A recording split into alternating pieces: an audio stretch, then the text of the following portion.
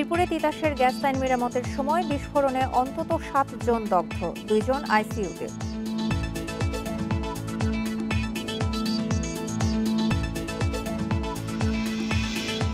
রাশিয়ার সাথে জোরালো দ্বিপাক্ষিক সম্পর্ক চায় ঢাকা, করোনা টিকা কেনা নিয়ে মস্কোর উত্তরের অপেক্ষা।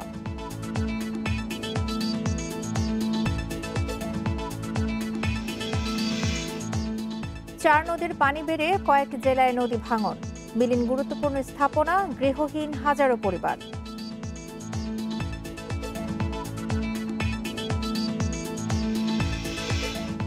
করোনার মধ্যেও বছরে 50 ভাগের বেশি বেড়েছে ভোজ্য তেলের দাম, বাজার নিয়ন্ত্রণের তাগিদ।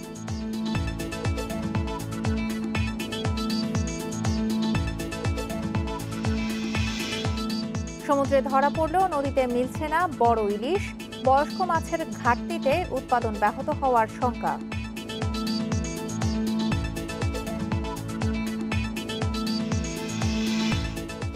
স্বাগত সকাল ৯টার 1 ঘন্টার বিরতিহীন ইন্ডিপেন্ডেন্ট সংবাদে। আপনাদের সাথে আছি সঞ্চারী মজিদ তমা। শুনছিলেন শিরোনাম, চলে যাচ্ছে পুরো খবরে। মিরপুরে তিতাস গ্যাসের লাইনের পানি বের করার সময় বিস্ফোরণে অন্তত 7 জন দগ্ধ হয়েছে। বাসাবাড়ির নিচতলায় ঝুটের গোডাউন আর টুপির কারখানা হওয়ায় আগুনে ব্যাপক ক্ষতি হয়। শেখ হাসিনা জাতীয় বার্ন ও প্লাস্টিক সার্জারি ইনস্টিটিউটে ভর্তি দগ্ধ 5 জনের দেহেরই 38 ভাগের বেশি আগুনে পুড়ে গেছে। তাদের মধ্যে 2 জন আছেন আইসিইউতে। মিরপুর 11 সি ব্লকের 11 নম্বর রোডে 1 সপ্তাহ ধরেই সমস্যা ছিল তিতাসের গ্যাসের লাইনে। পাইপে পানি চলে আসায় গ্যাসের চাপ ছিল না। কয়েকদিন আগেও তিতাসের কর্মীরা কিভাবে পানি বের করতে হবে তা দেখিয়ে দিয়ে যান। সে পদ্ধতিতে পানি বের করতে গিয়ে ঘটে বিস্ফোরণ। ভবনটির নিচতলায় ঝুটের কারখানা থাকায় বাড়ে বিস্ফোরণের তীব্রতা। সি ব্লক এলাকায় প্রায় বাড়িতেই সমস্যা, যে পানি আসে আর ওই পানিগুলো বাইর করার জন্য তারা দেখাই দিয়ে গেছে। তো এখন তারা ডেলি আসবে না, এটা আপনাকে বাইর করে নিতে হবে। তো তারা যেভাবে দেখাই গেছে সেভাবে আমরা ওই পাইপলাইন থেকে পানিগুলো বাইর করতেছি। স্থানীয় মিস্ত্রি দ্বারা ওনারা চেষ্টা করতেছিল পানিগুলো বের করে এভাবে ঠিক করার জন্য। হয়তো এই 6-7 মাসে এভাবে করেই সমাধানটা নিছে। এলাকাবাসীর অভিযোগ, বারবার জানানোর পরও গ্যাস লাইনের সমস্যার সমাধান করেনি তিতাস। বাড়তি টাকা না দিলে তিতাসের কর্মীরা এই সমস্যার সমাধান করত না বলেও অভিযোগ তাদের। টাকার জন্য কাজটা আগ্রহের সাথে করে, অথবা টাকা না দিলে অথবা বাড়তি কোনো না করলে ওনারা নিজের আসে না। 9 মাসের মধ্যে তিতাসের লোক দেখিনি। ওনারা কোনোদিনও আসে না, বাধ্যত ওনারা লোকাল মিস্ত্রিকে নিয়ে কাজ করে। এই ঘটনায় আহতদের 3 জনই একই পরিবারের সদস্য। এর মধ্যে ব্যাংক কর্মকর্তা শফিকের 85% এবং তার 70 বছরের বৃদ্ধ মা রওশনের শরীরের 80% পুড়ে গেছে। আমার জামাই আছে, আমার জামাইয়ের মা আছে 2টা। কতটুকু আহত হয়েছে? আমার জামাইয়ের আমরা চোখে দেখছি পুরো শরীরটা চামড়া পুড়ে গেছে। এখন আইসিইউ রুমে আছে। ডাক্তারের সাথে আমাদের যোগাযোগ করার চেষ্টা করছি, কিন্তু এখনো পর্যন্ত ডাক্তার আমাদের সাথে কথা বলতে পারি নাই। বিস্ফোরণের তীব্রতায় আশেপাশের কয়েকটি বাড়ির দেয়ালও ধসে পড়ে। Arafatur Rahman, independent News, Dhaka. মিরপুরে গ্যাস বিস্ফোরণের ঘটনায় আহতদের শারীরিক অবস্থা নিয়ে জানাতে এবার রাজধানীর শেখ হাসিনা জাতীয় বার্ন ও প্লাস্টিক সার্জারি ইনস্টিটিউট থেকে যোগ দিচ্ছেন আমাদের সহকর্মী সুমন তানভীর। তানভীর, যে 5 জন দগ্ধ হয়েছেন তাদের মধ্যে তো 2 জন আইসিইউতে ভর্তি রয়েছেন, তাদের 2 জনের কি অবস্থা, আর বাকিদের সেরে ওঠার ব্যাপারে চিকিৎসকরা কি বলছেন?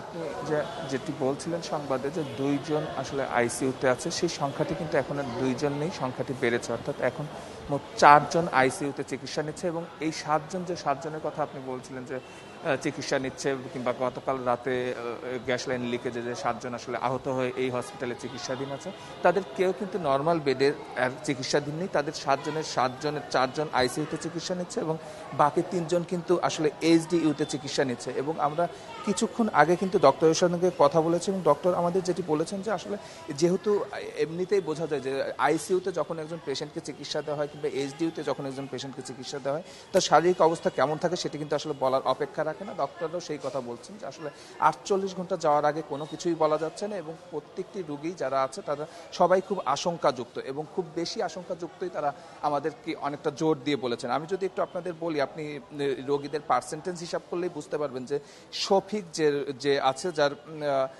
বয়স 35 বছর, তার কিন্তু 85% তার শরীরে বার্ন হয়েছে, পুড়ে গিয়েছে। সো 85% পুড়ে যাওয়ার পরে একটা রোগীর শারীরিক অবস্থা কিংবা তাকে নিয়ে আসলে ডাক্তার কতটা আশাবাদী হতে পারে সেটি কিন্তু আসলে বলার অপেক্ষা রাখে না। এছাড়া আমাদের আরেকজন রোগী যেটি বলছিলেন যে 38%, আমরা দেখেছি যে শুধু দুইজন রোগী 38%-এর নিচে তাদের বার্ন হয়েছে, আর 5 জন রোগীর কিন্তু বার্নের পরিমাণ 38%-এর ওপরে। যেমন সুমনের শারীরিক বার্ন হয়েছে 45%। আমি যদি রওশনারের কথা বলি, যে কিন্তু খুবই বয়স্ক, তার বয়স কিন্তু 70 বছর, তার কিন্তু 85% বার্ন হয়েছে। এছাড়া রিনা নামে যে আছে তার 70% বার্ন হয়েছে।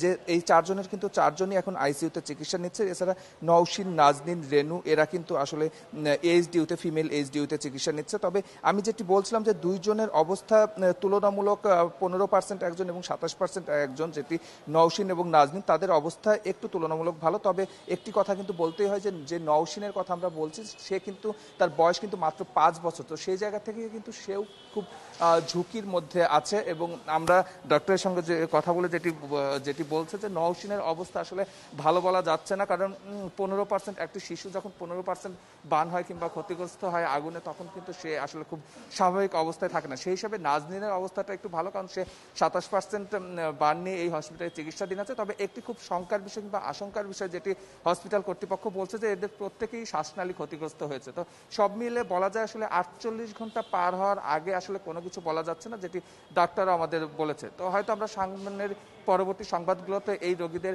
সর্বশেষ কিংবা আরো একটু আপডেট আপনার মাধ্যমে দর্শকদের জানাতে পারবো। তো এই ছিল আমার কাছে আসলে সর্বশেষ। শেখ হাসিনা জাতীয় বার্ন ও প্লাস্টিক সার্জারি ইনস্টিটিউট থেকে যোগ দিয়েছিলেন আমাদের সহকর্মী সুমন তানভীর। ভারত চীনের পর এবার রাশিয়ার সঙ্গে দ্বিপাক্ষিক সম্পর্ক জোরদারের উদ্যোগ নিতে যাচ্ছে বাংলাদেশ। পররাষ্ট্র মন্ত্রণালয় জানিয়েছে, এই জন্য দেশটির সঙ্গে মন্ত্রণালয় এবং খাতভিত্তিক জাতীয় কমিটিও গঠন করা হচ্ছে। এছাড়া রাশিয়া থেকে টিকা কেনা প্রশ্নে এখন মস্কোর জবাবের অপেক্ষায় রয়েছে ঢাকা। আগামী বছর 25 জানুয়ারি রাশিয়ার সঙ্গে বাংলাদেশের দ্বিপাক্ষিক সম্পর্কের 50 বছর পূর্তি। মুক্তিযুদ্ধের সময় বাংলাদেশের পাশে দাঁড়িয়েছিল রাশিয়া বা তখনকার সোভিয়েত ইউনিয়ন। অনেক চড়াই উতরাই দুদেশের সম্পর্ক এখন অনন্য উচ্চতায় পৌঁছেছে। পররাষ্ট্র প্রতিমন্ত্রী বলেন, রূপপুর পারমাণবিক বিদ্যুৎ কেন্দ্র সহ বিদ্যুৎ, জ্বালানি, শিল্প খাতে রাশিয়া তার বিনিয়োগ অব্যাহত রেখেছে। আইসিটি, ঔষধ শিল্প ও সামরিক খাতেও বিনিয়োগে আগ্রহী দেশটি। ফ্রিকুয়েন্ট এনগেজমেন্ট হয় নেইবারিং স্টেট ইন্ডিয়ার সাথে, যেখানে মন্ত্রণালয় বৈঠক করে, ডিসিডিএম লেভেলের বৈঠক হয়। এরকম একটি আমাদের মন্ত্রণালয়গুলি খাত ভিত্তিক এবং ইস্যু ভিত্তিক দুটো দেশ মিলে জাতীয় কমিটি হবে এবং তারা সেই কাজগুলি এগিয়ে নিয়ে যাবেন। এবং সেখানে আমাদের টপ প্রায়োরিটি এজেন্ডা হচ্ছে যে রাশিয়ান মার্কেটে duty free access of our exportables. Corona পরিস্থিতি মোকাবেলায় মস্কোর সহযোগিতা চেয়েছে ঢাকা। রাশিয়া থেকে 1 কোটি টিকা কেনা ও যৌথ উৎপাদনের প্রস্তাব পাঠানো হয়েছে বলে জানান পররাষ্ট্র সচিব। এখন বল ইজ ইন দেয়ার কোর্ট এবং ওরা একটু সময় নিচ্ছে, কারণ রাশিয়াতে এখন 4th ওয়েভ চলছে, তো সুতরাং ওদের নিজেদেরও কিছু কনস্ট্রেন্ট হয়তো আছে। But we have clear everything from our side, এবং আমরা আমাদের দূতাবাসের মাধ্যমে ওদের সাথে যোগাযোগ রক্ষা করছি যে কোনো সময় হয়তো ওইটা সাইন হয়ে যাবে। রোহিঙ্গা ইস্যুতে জাতিসংঘ নিরাপত্তা পরিষদে মস্কোকে পাশে থাকার আহ্বান জানিয়েছে ঢাকা। Nafizatullah, Independent News, Dhaka. দিনে দিনে করোনা পরিস্থিতির উন্নতি হচ্ছে, প্রতিদিন কমছে মৃত্যু ও আক্রান্তের সংখ্যা। দীর্ঘদিন পর 5000-এর নিচে নামলো আক্রান্তের সংখ্যা, আর মৃত্যু হলো 114 জনের। বুধবার স্বাস্থ্য অধিদপ্তরের বিজ্ঞপ্তিতে এসব তথ্য দেওয়া হয়েছে। সিনোফার্ম ছাড়া অন্য টিকা নেই। এদিকে সিনোফার্মের টিকা নিয়ে মধ্যপ্রাচ্য সহ বিশ্বের বেশ কয়েকটি দেশে ঢোকার অনুমতি নেই। এসব দেশে অক্সফোর্ডের টিকা নিয়ে ভ্রমণের অনুমতির চেষ্টা করছে স্বাস্থ্য বিভাগ। আর ফাইজারের 60 লাখ ডোজ টিকা এলে সেখান থেকেও দেয়া হবে বিদেশগামীদের। কিছু কিছু দেশ চেয়েছে যে মডার্না বা ফাইজারের টিকা তাদেরকে দিতে হবে। তো মডার্না বা ফাইজারের টিকা, আপনারা জানেন যে ফাইজারের টিকা শেষ আমাদের, আর মডার্নার টিকার সেকেন্ড ডোজ চলছে। ফার্স্ট ডোজ দেওয়ার আমাদের কোনো স্কোপ নেই।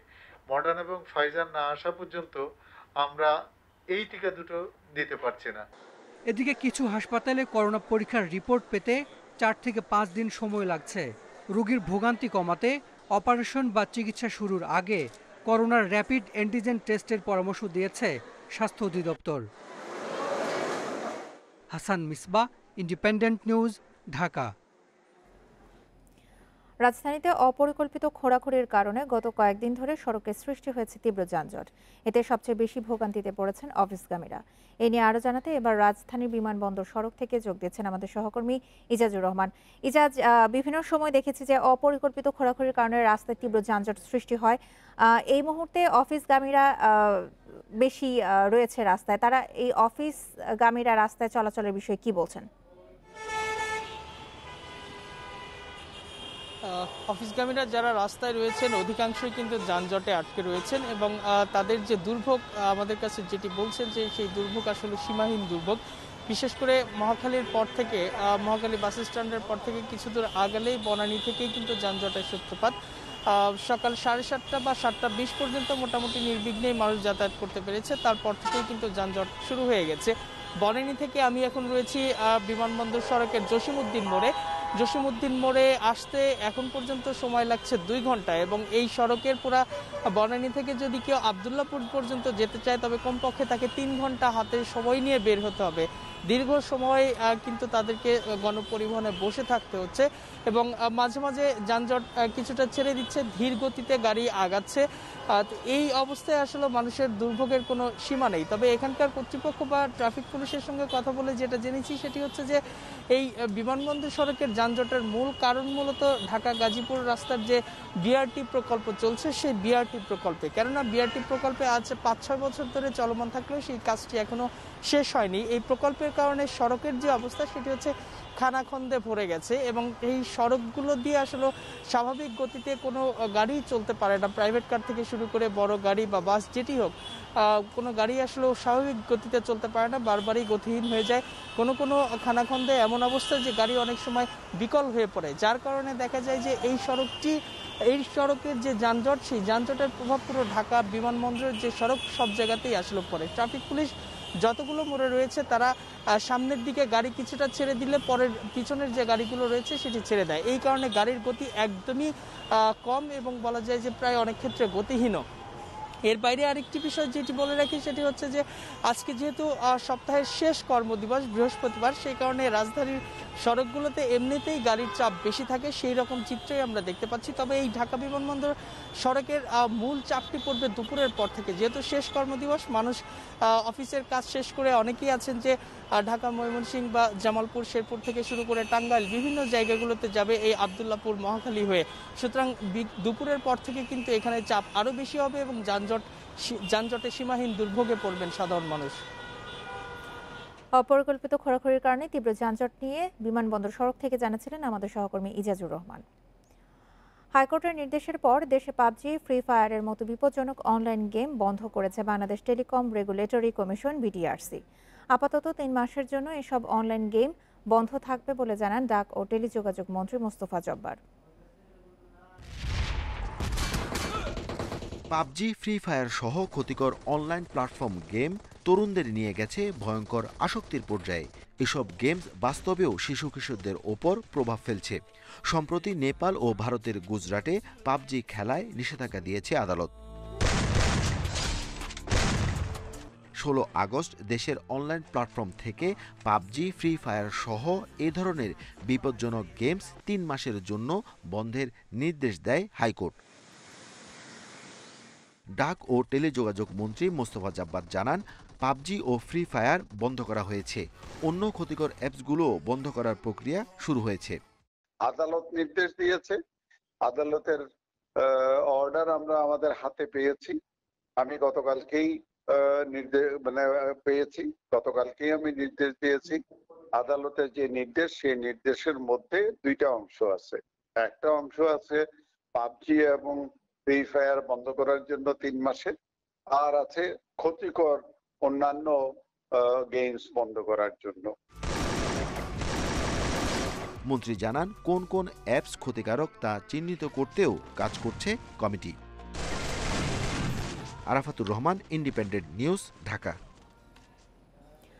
মাদকদ্রব্য নিয়ন্ত্রণ আইনের মামলায় জামিনের জন্য হাইকোর্টে আবেদন করেছেন চিত্রনায়িকা পরিমণি। বুধবার সকালে বিচারপতি মোস্তফা জামান ও কে এম জাহিদ সারওয়ার সমন্বয়ে গঠিত হাইকোর্টের ভার্চুয়াল বেঞ্চে আবেদনের অনুমতি নেওয়া হয়। পরে সন্ধ্যায় সংশ্লিষ্ট শাখায় আবেদনটি করেন পরিমণির আইনজীবী মুজিবুর রহমান। রাষ্ট্রপক্ষকে আবেদনের কপিও দেওয়া হয়েছে। পরিমণির আইনজীবী জানায়, গত 22শে আগস্ট ঢাকার মহানগর দায়রা জজ মাদকদ্রব্য নিয়ন্ত্রণ আইনের মামলায় পরিমণির জামিন আবেদন শুনানির জন্য 13 সেপ্টেম্বর দিন ঠিক করেন। এই আদেশের বৈধতা নিয়ে বুধবার আবেদনটি করা হয়। এর আগে 19শে আগস্ট পরিমণির জামিন আবেদন নাকচ করেন সিএমএম আদালত।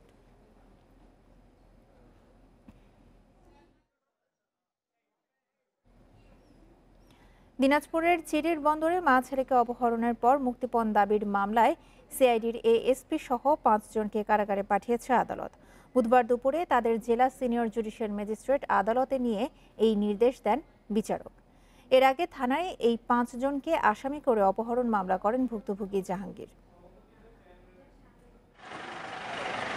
সোমবার চিরির বন্দরের নান্দেড়াই গ্রামের লুৎফর রহমানের বাড়িতে অভিযানে যান সিআইডির এএসপি সহ 3 জন।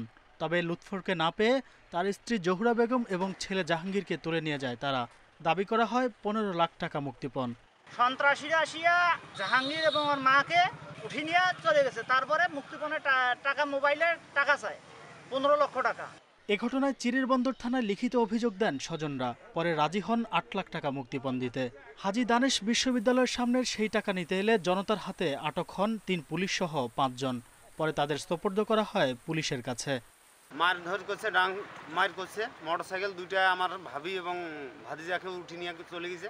তারপর আমরা তল্লাশি চলাই। তারপর পরের দিনে ওই দিন গোটা রাত গেছে, পাই নাই, সারাদিন পাই নাই। বিকাল 5টার দিকে পাইছি 10 মাইল রোডে, দিনাজপুর রোডে। ওদেরকে আটক করা হয়েছে, গাড়ি টাড়ি সম্পূর্ণ আছে। অভিযুক্ত পুলিশ সদস্যরা রংপুর সিআইডিতে কর্মরত ছিলেন। তারা ছুটিতে থাকার সময় এই ঘটনায় জড়িয়েছে বলে জানিয়েছেন রংপুর সিআইডির ভারপ্রাপ্ত পুলিশ সুপার। উনি আমাদের এখানে কর্মরত আছে এবং 2 দিন ছুটিতে ছিলেন, তারাকে সাথে করে নিয়ে গেছে। এবং without my permission, without my concern, without my knowledge, they was going to this ceremonial place. বুধবার বিকেলে সিআইডির এএসপি সহ 3 পুলিশের এক সোর্স ও অপহরণে ব্যবহৃত মাইক্রোবাসের চালককে আসামি করে চিরির বন্দর থানায় অপহরণের মামলা করেছেন ভুক্তভোগী জাহাঙ্গীর। এরপরেই আটকদের গ্রেপ্তার দেখিয়ে আদালতে তোলে পুলিশ। পরে তাদের কারাগারে পাঠানোর আদেশ দেয় আদালত। তবে এ ঘটনায় গণমাধ্যমের সঙ্গে কথা বলতে রাজি হননি পুলিশের অপরাধ তদন্ত বিভাগ সিআইডির কোনো কর্মকর্তা। Independent News desk. কক্সবাজারে আলোচিত মেজর সিনহা হত্যা মামলার 3 দিনের সাক্ষ্য গ্রহণ শেষ হয়েছে। সাক্ষ্য দিয়েছেন মামলার বাদী ও সিনহার সহযোগী সিফাত। 5 সেপ্টেম্বর সাক্ষ্য গ্রহণের পরবর্তী দিন নির্ধারণ করেছে আদালত। এদিকে এই হত্যা মামলার আসামি ওসি প্রদীপের এজলাস কক্ষে মোবাইলে কথা বলার ঘটনায় 4 পুলিশ সদস্যকে প্রত্যাহার করা হয়েছে। গঠিত হয়েছে তদন্ত কমিটি। সিনহা হত্যা মামলার সাক্ষ্য গ্রহণ শুরু হয় সোমবার। 15 জন সাক্ষ্য দেওয়ার জন্য প্রস্তুত থাকলেও 3 দিনে নেওয়া হয় 2 জনের সাক্ষ্য। মামলার বাদী সিনহার বড় বোন শারমিন শাহরিয়ার ফেরদৌসকে জেরাও করেছে আসামি পক্ষের আইনজীবীরা। যেটা চলছে সেটা ঠিকভাবেই চলছে এবং আমরা আশা করছি যে আমরা ন্যায় বিচার পাবো। এটাই আপাতত আমার এটাই অবজারভেশন। সম্পূর্ণটা আদালতের কাছে বলা হয়েছে, আশা করি বিজ্ঞ আদালত ন্যায় বিচার করবেন। 5 থেকে 8 সেপ্টেম্বর পর্যন্ত পরবর্তী সাক্ষ্য গ্রহণের দিন ধার্য করেছে আদালত। রাষ্ট্রপক্ষের আইনজীবীর দাবি, দীর্ঘ সময় জেরা করে সময় ক্ষেপণ করছে আসামি পক্ষ।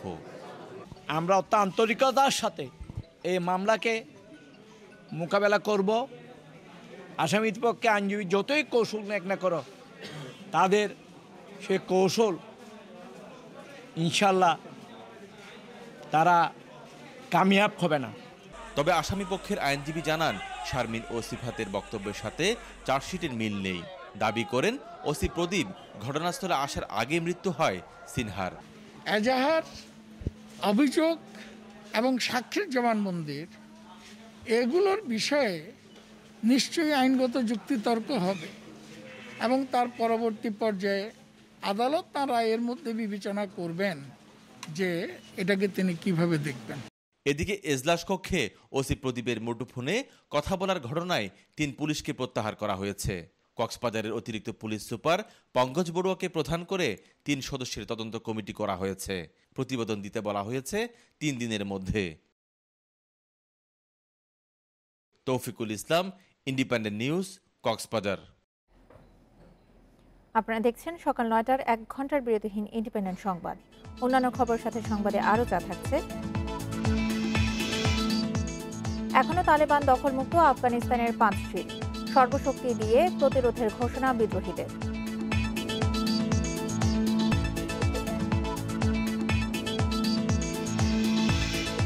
বিশ্ব করোনায় একদিনে 11,000 প্রাণহানি, নতুন শনাক্ত 7 লাখ। যুক্তরাষ্ট্রে 1,239 মৃত্যু।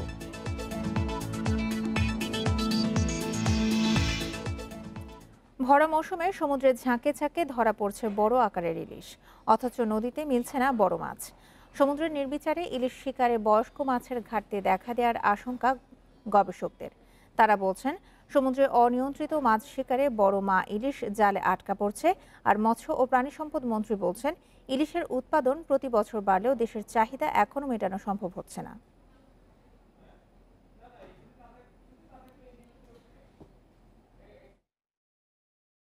ট্রলার, এরপর ট্রাকে করে বাজার। সমুদ্রের জেলের জালে ধরা পড়া ইলিশের অন্যতম ঠিকানা এখন রাজধানীর কারওয়ান বাজার। মৌসুমের শুরুতেই 1 কেজি 800 গ্রাম ওজনের ইলিশ এসেছে কারওয়ান বাজারে, তবে সেটি নদীর নয়, সমুদ্রের। বিক্রেতারা বলছেন, বড় আকারে ইলিশের চাহিদা বেড়েছে।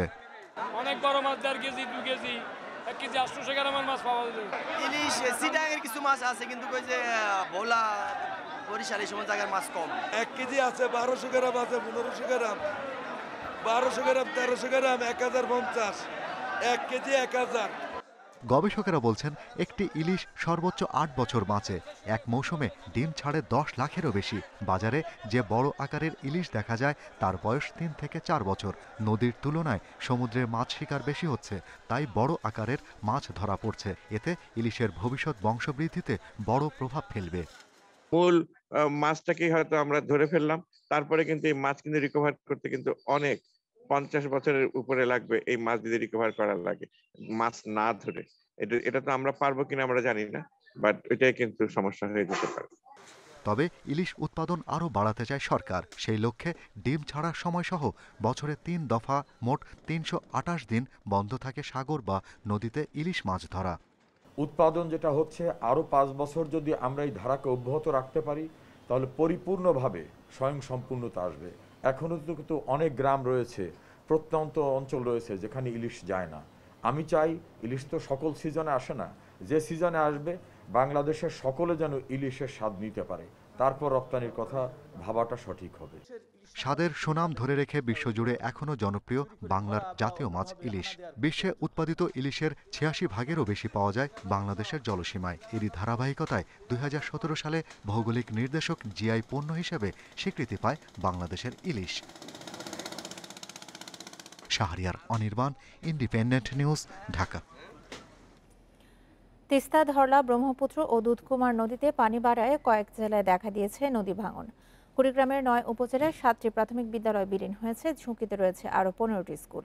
লক্ষ্মীপুরে 5 বছরে মেঘনার ভাঙনে গৃহহীন প্রায় 5000 পরিবার। দেশের বিভিন্ন নদ নদীর পানি বাড়ায় দেখা দিয়েছে নদী ভাঙন। উত্তরের জেলা কুড়িগ্রামে তিস্তা, ধরলা, ব্রহ্মপুত্র ও দুধকুমারের ভাঙনে বিলীন হয়েছে 9 উপজেলার 7টি প্রাথমিক বিদ্যালয়। ভাঙনের ঝুঁকিতে আরও অন্তত 15টি স্কুল ঘর। এতে শিক্ষার্থীদের লেখাপড়া নিয়ে অনিশ্চয়তায় পড়েছে শিক্ষক ও অভিভাবকরা। 250 থেকে 300 ছাত্রছাত্রী ছিল। আশেপাশে মনে করেন যে 1 কিলোর মধ্যে স্কুল নাই। কোথায় স্কুলটি প্রতিষ্ঠিত করব, এখনো জায়গা জমি পাওয়া যায়নি। তবে ভেঙে পড়া স্কুল মেরামত ও পুনর্নির্মাণের উদ্যোগ নেয়ার কথা জানিয়েছে প্রশাসন। নদী ভাঙনের বিলীন হলে সেই সমস্ত বিদ্যালয় নিকটবর্তী ক্যাচমেন্ট এলাকার জায়গার মধ্যে এটি স্থাপনের জন্য আমি সংশ্লিষ্ট উপজেলা শিক্ষক অফিসারদেরকে নির্দেশ দিয়েছি। মেঘনা নদী তীরবর্তী এলাকা লক্ষ্মীপুর সদর, রামগতি ও কমলনগরেও ভাঙন অব্যাহত রয়েছে। এরই মধ্যে 3 উপজেলায় ভাঙনে বিলীন হয়েছে এসব এলাকার ঘরবাড়ি, রাস্তাঘাট ও ফসলি জমি। এই যে 15-20 কিলোমিটার করে ভাঙতেছে, আমাদের কর্ম নাই, কিছু নেই, আমাদের বাড়িঘর সব ভেঙে যাইতেছে। কর্তৃপক্ষের কাছে জানাতে চাই যে আমাদের নদী ভাঙন রোডটা যাতে যথাশীঘ্র বাস্তবায়ন করা হোক। গত 5 বছরে মেঘনার ভাঙনে প্রায় 50,000 পরিবার গৃহহীন হয়েছে। পুনরায় বাসস্থান না পেয়ে অনেকের জীবন কাটছে মানবেতরভাবে। এমন পরিস্থিতিতে মেঘনার তীর রক্ষা বাঁধের 2য় পর্যায় প্রকল্পের কাজ দ্রুত শুরু করার দাবি জানিয়েছে স্থানীয়রা। সেপ্টেম্বর মাসের মাঝামাঝিতে হচ্ছে এই টেন্ডার ওপেনিং করা হবে। তারপর ওপেনিং করে ইভ্যালুয়েশন করে তারপর হচ্ছে যে ঠিকাদার প্রতিষ্ঠান কাজটা পায় তারা কাজে মনোনিবেশ করবে আর কি। আশা করা যায় 2 মাসের ভিতরে কাজটা বাস্তবায়ন হবে আর কি, মানে কাজ শুরু হবে। এছাড়া ঝালকাঠির বিষখালী নদীর আকস্মিক ভাঙনে মঙ্গলবার বিলীন হয়েছে সদর উপজেলার দেউরি সাইক্লোন শেল্টারের 2টি কক্ষ ও একটি মসজিদ। Shahnaz Parvin, Independent News desk. বন্যা পরিস্থিতি নিয়ে আরো জানাতে এবার ফরিদপুর থেকে যোগ দিচ্ছেন সহকর্মী মফিজুর রহমান। মফিজ, জেলার কোন কোন এলাকা বন্যা কবলিত? নিম্নাঞ্চলে কি পানি আরো বেড়েছে কিনা, আর ভুক্তভোগীদের জন্য ত্রাণের কোনো ব্যবস্থা করা হয়েছে কিনা?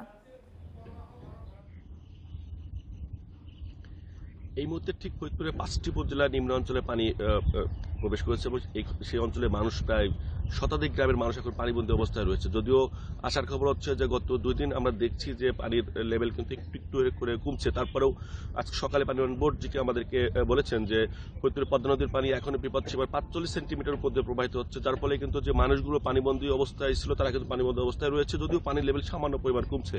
অন্যদিকে বলতে হয় যে নদী ভাঙনের বিষয়টি হচ্ছে ফরিদপুরের আড়িয়াল খাঁ নদ এবং মধুমতি নদীর মূলত বেশি ভাঙন প্রবল এলাকা এবং সেখানে দীর্ঘদিন ধরে নদী ভাঙছে এবং বিশেষ করে আলফাডাঙ্গা এবং বলমারি এছাড়া আড়িয়াল খাঁ সদরপুর অঞ্চলে ভাঙা অঞ্চলে নদী ভাঙছে, ব্যাপক হারে ভাঙছে, এমনকি সংশ্লিষ্ট এলাকার ইউনিয়ন চেয়ারম্যানগণ আমাদেরকে জানিয়েছেন। এ বিষয়ে কথা বলেছিলাম পানি উন্নয়ন বোর্ডের নির্বাহী প্রকৌশলী সুলতান মাহমুদের সঙ্গে। তিনি বলেছেন যে আমরা ইতিমধ্যেই কিন্তু সরকারি নির্দেশনা, জেলা প্রশাসকের নির্দেশনায় কিন্তু আমরা ভাঙন প্রোটেকশনের জন্য বালুভর্তি জিও ব্যাগ ডাম্পিং শুরু করেছি, যদিও আসলে এটি স্থায়ী কোনো প্রোটেকশন না। এই সময় প্রাথমিকভাবে প্রোটেকশন দেওয়ার পর শুকনো মৌসুমে সরকার যদি কোনো বড় প্রকল্প অনুমোদন করে সেক্ষেত্রে আমরা স্থায়ী বাঁধ নির্মাণের চেষ্টা করবে, এমন তিনি বলেছেন। আমি কথা বলেছিলাম ফরিদপুরের জেলা প্রশাসক অতুল সরকারের সঙ্গে। তিনি বলেছেন যে গত 15 দিন যাবত মূলত ফরিদপুরের পানি বৃদ্ধির ফলে কিন্তু মানুষ এখন পানিবন্দী এবং পানিবন্দী মানুষের 5টি উপজেলায় কিন্তু আমরা খাদ্যশস্য বরাদ্দ দিয়েছি। বিশেষ করে ফরিদপুর সদর, চরফদর্শন, সদরপুর, ভাঙ্গা উপজেলাতে বেশি পরিমাণ দেওয়া হয়েছে। কারণ হচ্ছে এইসব অঞ্চলের মানুষ চরাঞ্চল বেষ্টিত, পদ্মা নদী এবং আড়িয়াল খাঁ নদীর বেষ্টিত, যে কারণে এই মানুষের ক্ষতির পরিমাণ বেশি। বিশেষ করে ফরিদপুর সদর উপজেলার নর্থ চ্যানেল, ডিগ্রিচর, মাধবদী, আলিয়াবাদ এবং অম্বিকাপুরের বড় অংশ জুড়ে কিন্তু পানি এখন রয়েছে, যে কারণে কিন্তু এই অঞ্চলে বরাদ্দ পরিমাণটাও বেশি। অন্যদিকে চরভদ্রেশ্বরের 3টি ইউনিয়ন রয়েছে, সেই 3টি ইউনিয়ন একেবারে নদীর মধ্যে, যার কারণে সেখানেও কিন্তু বরাদ্দ বেশি দেওয়া হয়েছে, এমনটি বলেছেন। তবে আমরা বিভিন্ন এলাকায় ঘুরে দেখেছি যে এই 15 দিন যাবত পানি থাকার কারণে কিন্তু চরাঞ্চলের মানুষের গবাদি পশুর খাদ্য সংকট দেখা দিয়েছে। তাদের দাবি গবাদি পশুর খাদ্য সহায়তা দেওয়ার ক্ষেত্রে সরকার নগদ অর্থ সহায়তা করলে তাদের জন্য উপকার হয়। বন্যা পরিস্থিতি নিয়ে জানাচ্ছিলেন সহকর্মী মফিজুর রহমান। গুণভাগের খেলায় বিকাশ গ্রাহকদের পাসওয়ার্ড জেনে নিয়ে অর্থ হাতে নিয়েছে প্রতারকেরা। এভাবে অন্তত 50 জন গ্রাহককে বিপদে ফেলেছে একটি চক্র। সম্প্রতি মাগুরা থেকে এই চক্রের 2 সদস্যকে গ্রেপ্তারের পর ডিবি জানাচ্ছে ফরিদপুর এবং রাজবাড়ীতেও সক্রিয় এমন একাধিক চক্র। বিকাশ সহ মোবাইল ব্যাংকিং এজেন্টদের দোকান থেকে কৌশলে ছবি তুলে গ্রাহকদের নম্বর নিয়ে নেয় প্রতারকরা। সেই ছবি পাঠিয়ে দেওয়া হয় চক্রের অন্য সদস্যদের কাছে। এরপর প্রতারকরা কাস্টমার কেয়ার কর্মকর্তা সেজে ফোন করে গ্রাহকদের। তখনই শুরু হয় অঙ্কের খেলা। কাস্টমার কেয়ার নম্বর 16247 সঙ্গে গ্রাহকদের পাসওয়ার্ড গুণ করার কথা বলা হয়। পরে গুণফলটি জেনে সেই সংখ্যাকে আবার কাস্টমার কেয়ারের নম্বর 16247 দিয়ে ভাগ দিলেই বেরিয়ে আসে পাসওয়ার্ড। এভাবেই গ্রাহকের বিকাশ অ্যাকাউন্টের নিয়ন্ত্রণ চলে যায় প্রতারকদের কাছে। বিকাশ নাম্বারে টাকা বিকাশ করতে হবে, তাহলে আপনার ব্লকটা খুলে যাবে। এর মাধ্যমে সে আমাকে সারাক্ষণ ব্যস্ত রাখার পর আমি যখন আমার নাম্বারে বিকাশ করি ও টাকাগুলো নিয়ে গেল। এরপরে যে আবার কয়েকটা নাম্বার দিলে 2টা, ওখানে আমাদের প্রায় 20,000 টাকার মতো নিয়ে গেল। ডিবি জানাচ্ছে মোবাইল ব্যাংকিং কর্মকর্তা সেজে প্রতারণায় জড়িয়ে পড়েছে ফরিদপুরের ভাঙা, মধুখালী, রাজবাড়ীর বালিয়াকান্দি এবং মাগুরার শ্রীপুরের কিছু লোক। 2 জনই দীর্ঘদিন যাবতই তারা এই বিকাশ হ্যাকিংয়ের সাথে জড়িত। তাদের শিক্ষা দীক্ষার দিক থেকেও তারা খুব বেশি শিক্ষিতও না। তারা খুবই স্বল্প শিক্ষিত এবং তাদের কোনো আয়ের তাদের কোনো নির্ধারিত কোনো উৎসও নাই, কিন্তু তাদের বাড়িঘর দেখলে মনে হয় তারা যথেষ্ট সলভেন্ট এবং কথাবার্তা শুনলে খুবই স্মার্ট মনে হয় তারা আসলে প্রতারণার কৌশলটাকে এত ভালোভাবে রপ্ত করতে পেরেছে, কেউ তাদেরকে দেখেও বুঝবে না তাদের শিক্ষার দিক থেকে তারা খুবই পিছিয়ে। ডিবি বলছে চক্রটি এ কৌশলে অর্ধশত গ্রাহকদের অর্ধ কোটি টাকা হাতিয়েছে। যদি অ্যাকাউন্ট হোল্ডার যদি ওটিপিটা হ্যাকারকে দিয়ে দেয়, তো সেই ক্ষেত্রে কন্ট্রোলটা হ্যাকারের কাছেও চলে যায়, তখন ওই অ্যাকাউন্টে যে টাকাটা থাকে সেটা তারা হ্যাকাররা অন্য কোনো অ্যাকাউন্টে ট্রান্সফার করে ওর অ্যাকাউন্টে জিরো করে ফেলে। এটাই হচ্ছে হ্যাকিংয়ের মূল আসলে তাদের যে মূল কৌশলটা। তাই কাস্টমার কেয়ার কর্মকর্তা সেজে ফোন দিলেই মোবাইল ব্যাংকিংয়ের কোনো তথ্য না দেওয়ার জন্য সতর্ক করেছে ডিবি।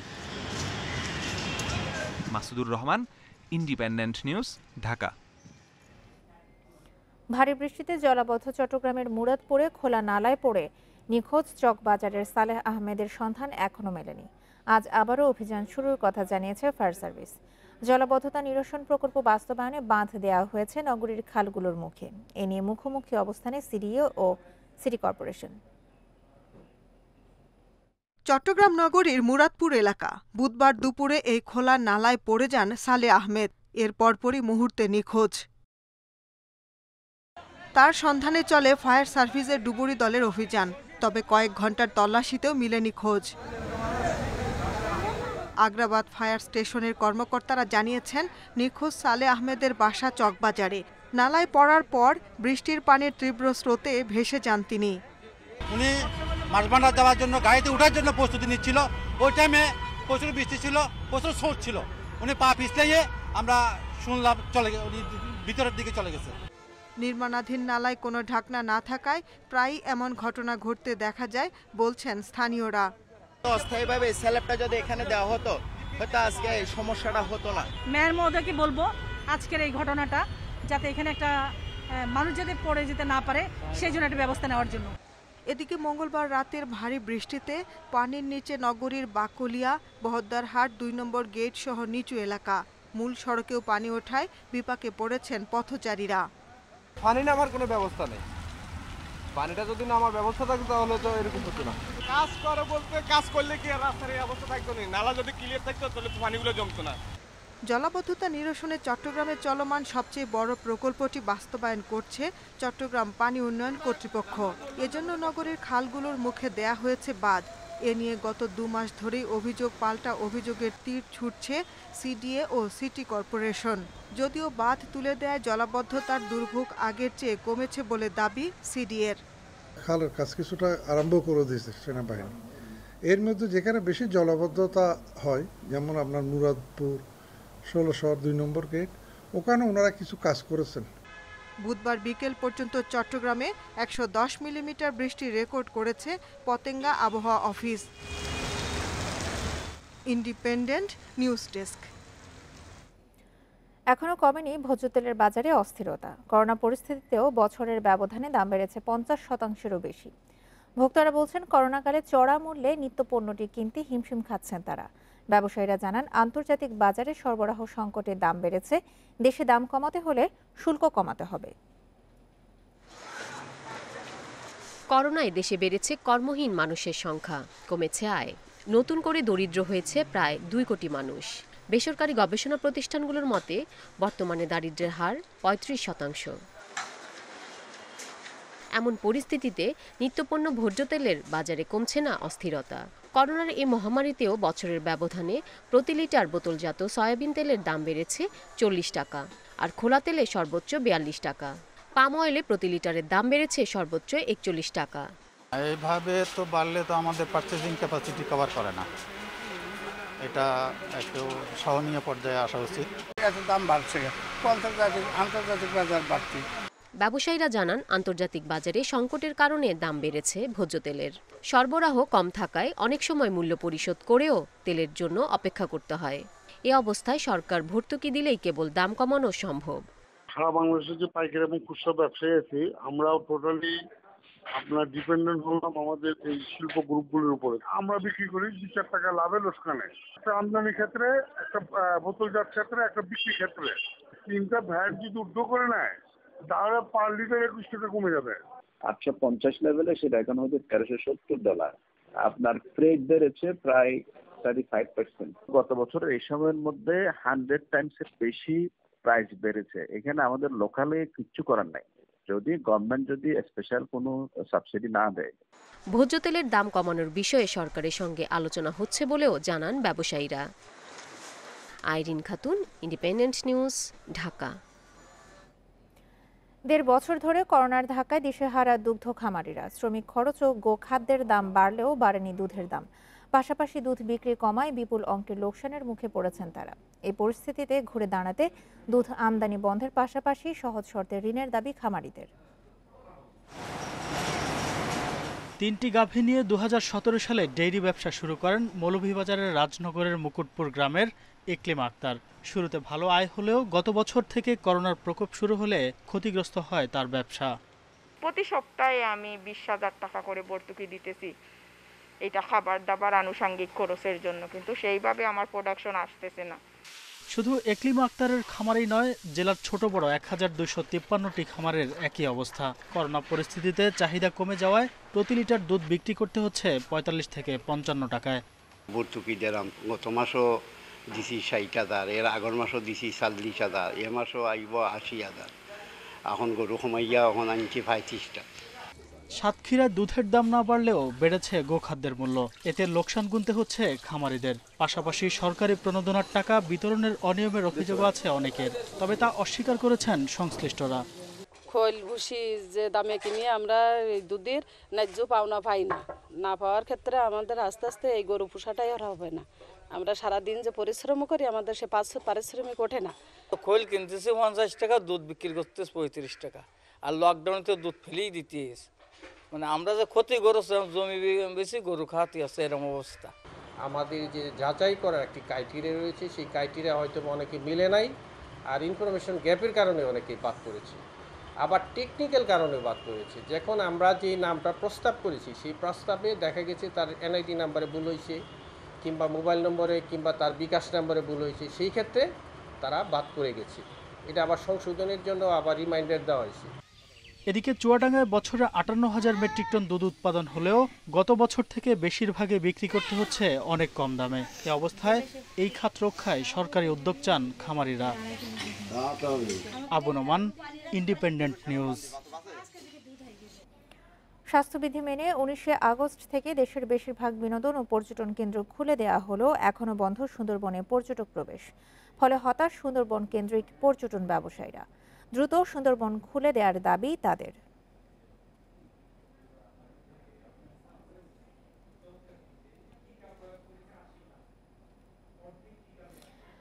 বিশ্বে একদিনে করোনায় 11,000-এর বেশি মানুষের মৃত্যু হয়েছে, নতুন শনাক্ত হয়েছে 7 লাখ।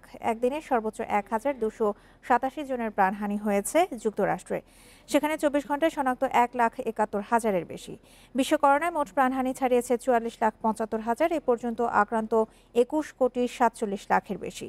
ইন্দোনেশিয়ায় একদিনে মারা গেছে 1,000-এর বেশি, সেখানে এক সপ্তাহে সংক্রমণ কমেছে 33%। এদিকে ব্রাজিলে একদিনে 901 জনের মৃত্যু এবং 30,500 শনাক্ত হয়েছে। জাপানে এক সপ্তাহে মৃত্যুহার বেড়েছে 73%, সংক্রমণ বেড়েছে 37%। ফিলিপাইনেও বাড়ছে সংক্রমণ ও মৃত্যুহার। এছাড়া ফ্রান্সে শনাক্তের হার 13% কমলেও মৃত্যুহার বেড়েছে 39%।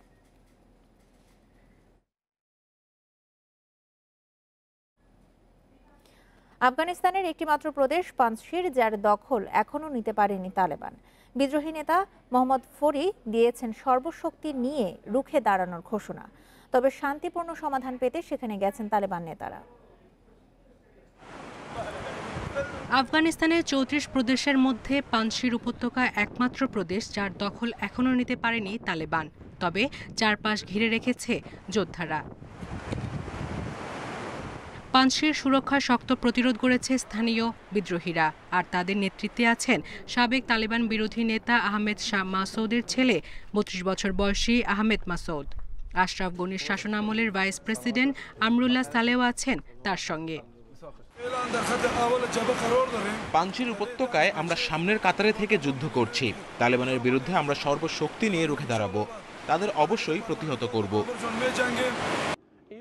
বিনা নির্বাচনে ধর্মতান্ত্রিক সরকার গঠনের পক্ষে তালেবান, অন্যদিকে অন্তর্ভুক্তি সরকার গঠনের প্রক্রিয়ায় নির্বাচন চাইছে স্থানীয় বিদ্রোহীরা। সংকট নিরসনে এরই মধ্যে পাঞ্জশিরে পৌঁছেছে তালেবান প্রতিনিধিরা, সেখানে শান্তিপূর্ণ সমাধানের আশাও করছে তারা।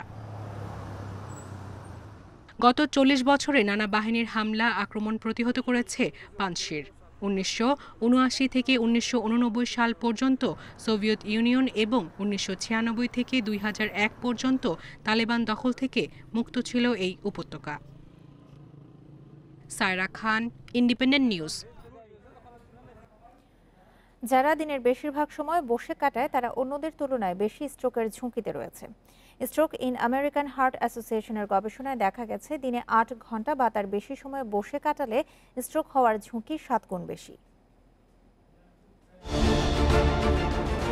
দীর্ঘক্ষণ বসে থাকার অভ্যাস এখন অনেকের জন্যই বাস্তবতা।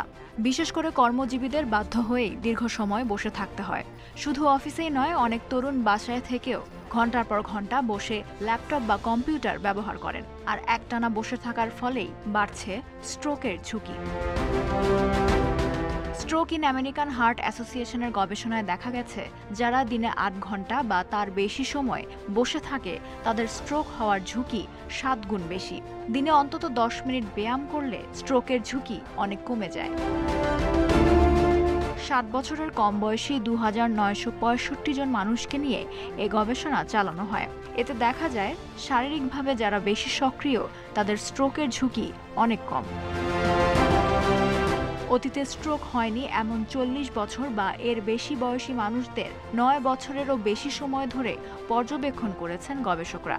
গবেষণা দলের প্রধান বলেন, বেশিক্ষণ বসে থাকলে মানুষের দেহে গ্লুকোজ, লিপিড মেটাবলিজম এবং রক্ত প্রবাহের ভারসাম্য নষ্ট হয়ে যায়। বিজ্ঞানীরা বলছেন দীর্ঘদিন এমন অবস্থা চলতে থাকলে তা রক্তনালীকে ক্ষতিগ্রস্ত করে এবং এর ফলে হৃদযন্ত্রের সমস্যা ও স্ট্রোকের ঝুঁকি বেড়ে যায়।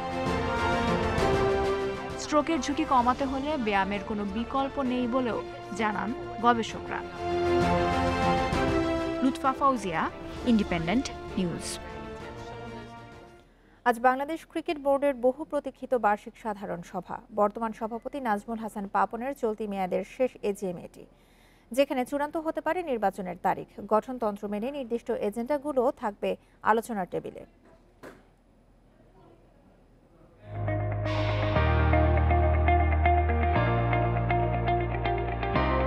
মিরপুর হোম অফ ক্রিকেট অপেক্ষায় নিউজিল্যান্ড সিরিজ নিয়ে।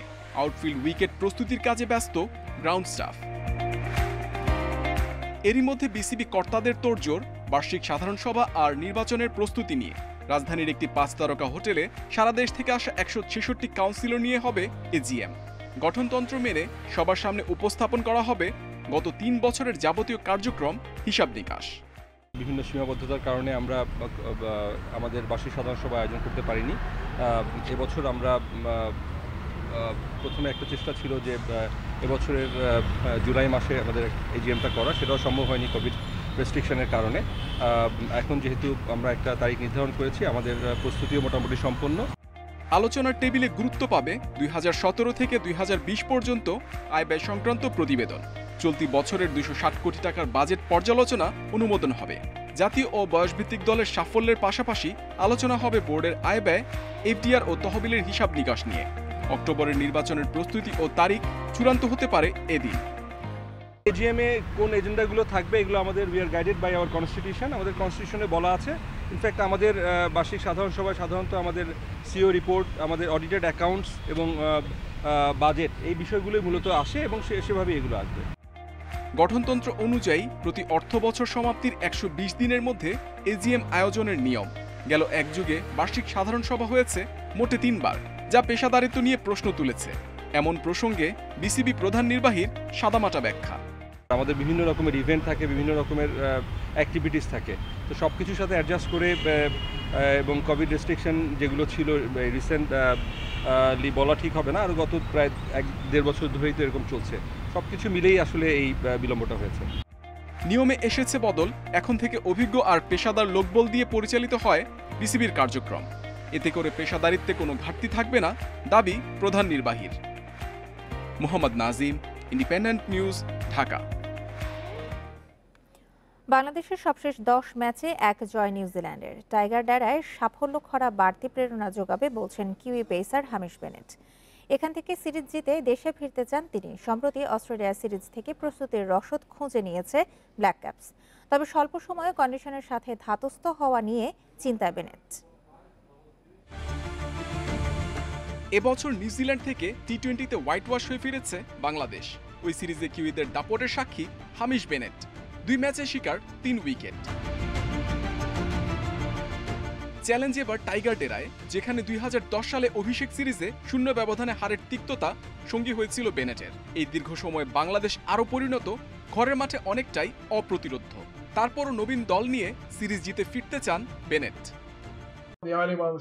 আগেও বাংলাদেশে এসেছি, সেবার হেরেছিলাম 4-0 ব্যবধানে।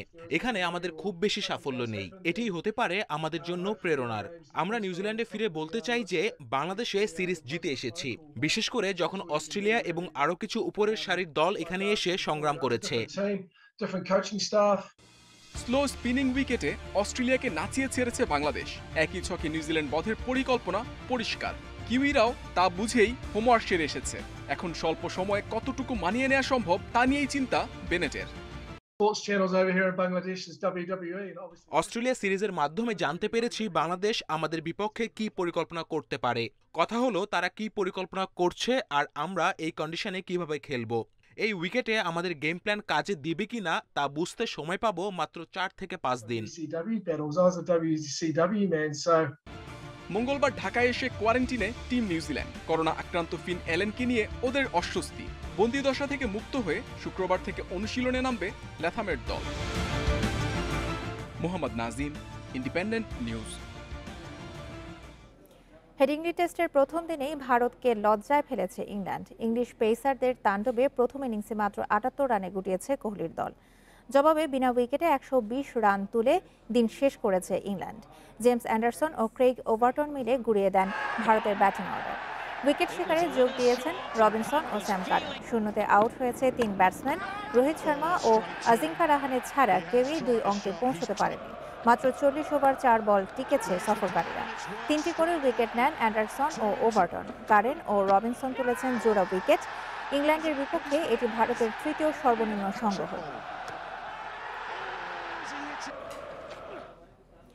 ডিএফবি পোকাল কাপে ব্রিমাকে গোল বন্যায় ভাসিয়েছে বায়ার্ন মিউনিখ। গুনে গুনে 1 ডজন গোল দিয়েছে নাগেলসম্যানের দল। ম্যাচের শুরুতেই চুপোমোটিংয়ের গোলে লিড নেয় বায়ার্ন। কিছুক্ষণ পরই ব্যবধান দ্বিগুণ করেন জামাল মুসিয়ালা। আত্মঘাতী গোল আর চুপোমোটিংয়ের হ্যাট্রিকে 5-0 স্কোর লাইন নিয়ে বিরতিতে যায় বাভারিয়ানরা। দ্বিতীয়ার্ধে আরও ক্ষুরধার হয়ে ফেরেন বায়ার্ন। তিলিমান, সানে, তলিসোদের কল্যাণে আরও 7 বার বল জালে জড়ায় তারা। বিপরীতে ন্যূনতম প্রতিরোধ করতে পারেনি ব্রিমা। এদিকে ইংলিশ ক্যারাবাও কাপে গোল উৎসব করেছে আর্সেনাল। অবামেয়াংয়ের হ্যাট্রিকে ওয়েস্ট ব্রমকে 6-0 ব্যবধানে হারিয়েছে গানাররা। আর নিউপোর্ট সিটির জালে 8 গোল দিয়েছে সাউদাম্পটন।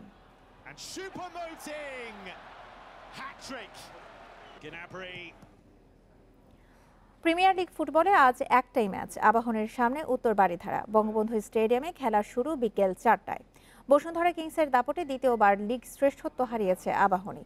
6 বারের চ্যাম্পিয়নরা এবার রানার্স আপের দৌড়েও পিছিয়ে গেছে। শেখ জামালের সাথে ব্যবধান 6 পয়েন্টের। বাকি 2 ম্যাচে তাই জয়ের সাথে শেষ খেলায় শেখ জামালের হার দরকার আকাশী নীলদের। সমীকরণ না মিললে এএফসি কাপের প্লে অফে খেলা হবে না আবাহনীর। প্রথম লেগে উত্তর বারিধারাকে 2-1 গোলে হারিয়েছিল লেমসের দল।